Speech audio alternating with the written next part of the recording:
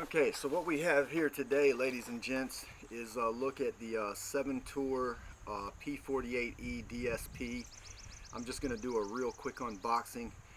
I got my system pretty much installed all the way in my Jeep about a week ago, maybe a little more, and I started looking into DSPs, and everything's so pricey out there, man. Everything, so much of it is so pricey, and then the ones that aren't pricey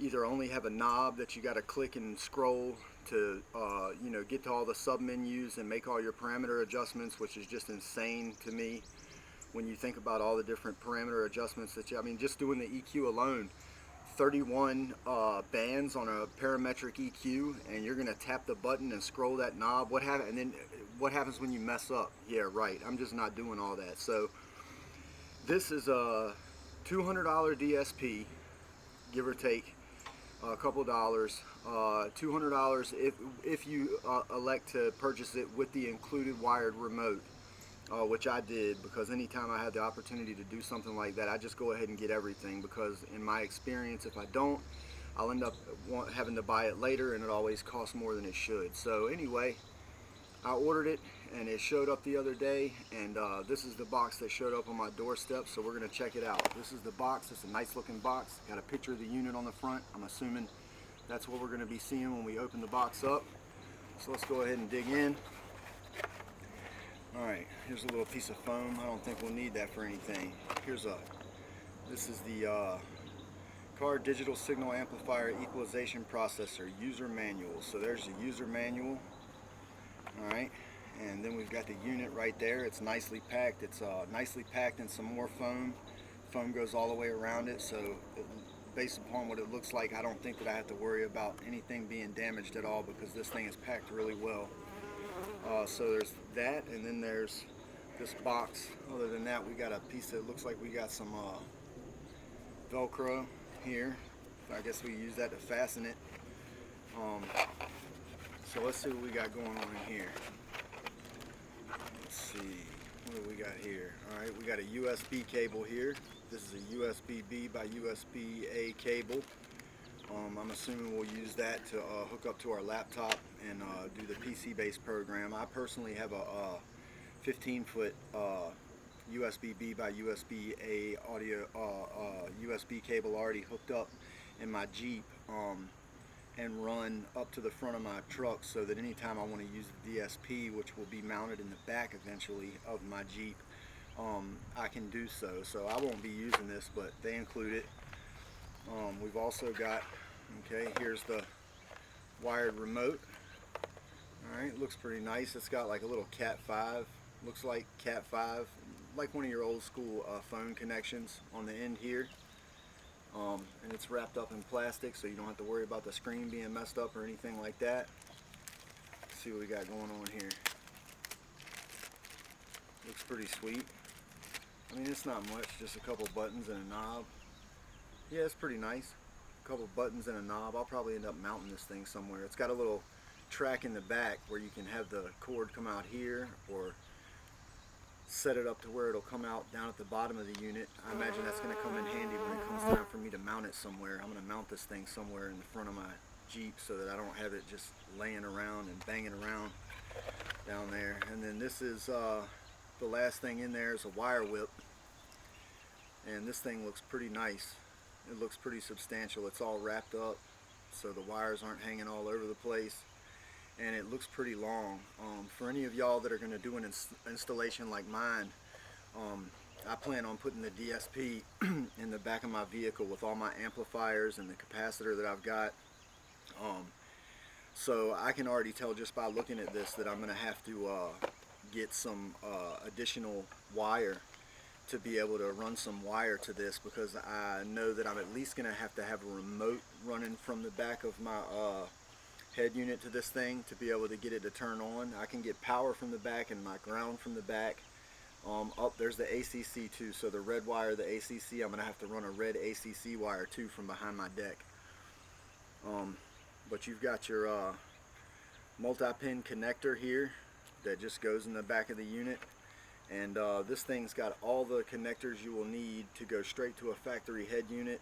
If you just want to hook it up to something factory, say you don't have an active system and maybe you plan on getting one in the future, maybe you don't plan on getting one in the future, maybe you just want to make your factory system sound as good as it possibly can with the DSP.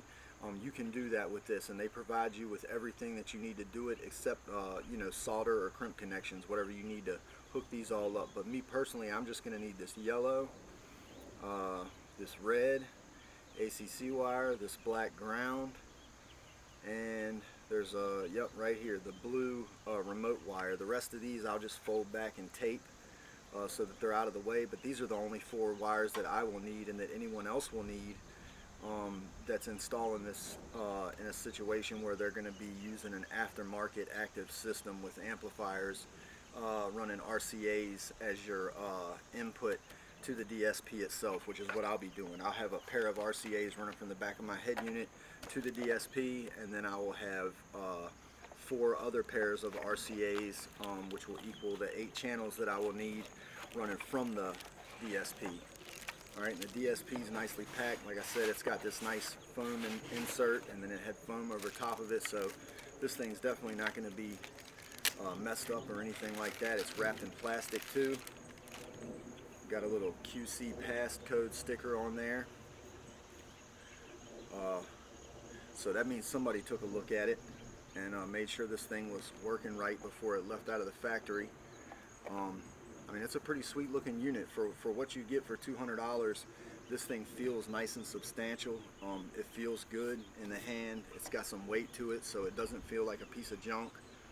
We've got gold-plated RCA connectors in the back here, which is nice. You know, they're not just some cheap rinky-dink RCA connectors. They're nice gold-plated connectors. Then we've got our USB connection right here. We've got an ACC/host. That, I'm assuming that's the power on and off. And then this, of course, this right here is where our wire whip will hook up to this thing when we get ready to get it all finalized and hooked up. Okay, and on the other side here, we've got a input for the controller. We've got it's even got an optical in, which that's pretty sweet. I hadn't even realized that when I was reading about it before I purchased it. But this thing's actually got the ability to hook up with Toslink, which typically you're not going to find something like that on a head unit until you get into some pretty expensive head units. So that might not be an option that many people that purchase this unit are going to have, but if you do, there is the option to use it.